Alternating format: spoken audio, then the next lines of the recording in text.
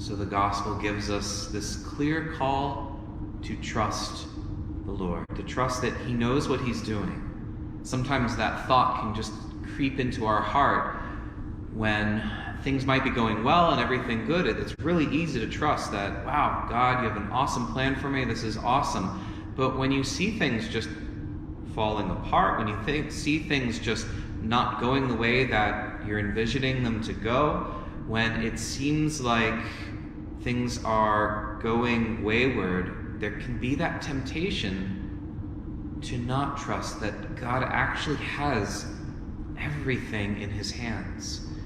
Sometimes we maybe have that fear that, well, maybe God has everything, or maybe he has most of me, but maybe there's something that he's powerless to, or something that is going to catch him off guard, or something that makes it hard to fully rest in him.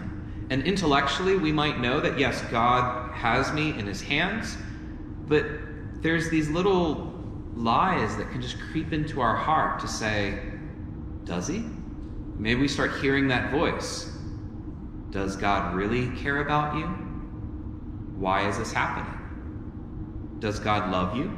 Is God as powerful as you think he is? Because why is this happening right now? And those doubts can creep in. And what the Lord wants to tell his disciples, and he tells us, don't let your hearts be troubled. You have faith in God. In other words, you're leaning into God. Have faith also in me. Jesus saying, I am God. And he's saying this right after this time in which, this is during the Last Supper. And this is when he's already said that someone is going to betray me. He's already spoken in ways that they don't really understand about the Son of Man is going to be, he's going to suffer, he's going to die. They don't really get that, but they just feel the sense of foreboding that's happening. And then Jesus says to them right before this passage, I am going away. And where I am going, you can't follow me, though you will follow me later. And this is when Peter is like, Lord, I'm going to lay down my life for you. Where are you going? And Jesus says, actually, you're going to deny me. And so there's all these different things that have shooken up the disciples. And then Jesus says, even in the midst of all of this, don't let your heart be troubled. Let your heart have peace. Peace can be an anchor in the stormy seas. It doesn't take away the suffering. It doesn't take away the cross. It doesn't take away the struggles or the temptations to doubt there, but it gives this stillness, even in the midst of being shook up, that all will be well with my soul. And one of the ways that God shows this is how he shows that in hindsight, he was there at every step of the way. We see this in the Acts of the Apostles. Paul is speaking in the synagogue, and he began this homily yesterday. He's going to finish it today.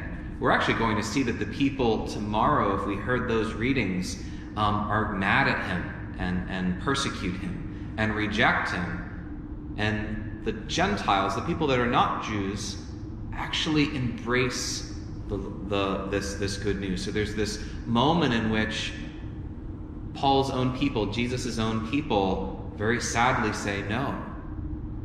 And that's when this mission towards the Gentiles, who are all of us, ultimately starts to grow and flourish. But what Paul says to the people in the synagogue is he says, even though it seems like the authorities, the rulers, Pontius Pilate, the Pharisees, the scribes, the leaders, it seems like maybe they were in control of the situation because they caught Jesus, they tortured him, they condemned him, they gave him over to Pontius Pilate. Pontius Pilate had the authority to release him or to crucify him. They pushed and pressured Pontius Pilate to crucify him. He actually died. He was buried. And all of those things seem to suggest that it was actually the Pharisees and scribes and Pontius Pilate who were the real movers and shakers in the midst of this. They were the ones who were in charge. And it seemed like Jesus was just getting pushed around. So if he's getting pushed around, then how can we say that he has everything under control? And yet he rose. And he rose is God validating that this man Jesus was who he said that he was, the very Son of God and God himself.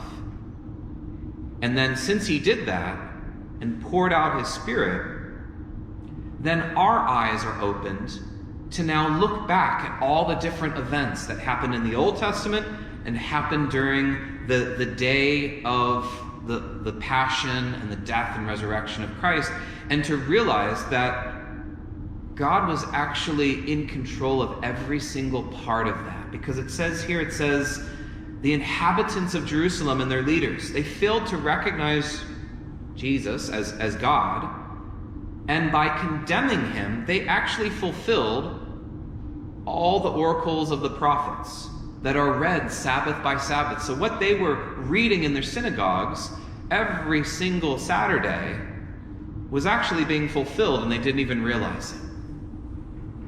And that's another one of the proofs for who Jesus is that no one could fulfill all of these prophecies that were about Jesus unless it was God actually doing it, unless this one had everything under control. Even the prophecies about Jesus' birth, no one could sort of make those up because they would already be born. So they couldn't look at the prophecy and be like, oh, I should have been born in Bethlehem instead. It's like, you can't make that up unless you were there before, controlling everything that was happening.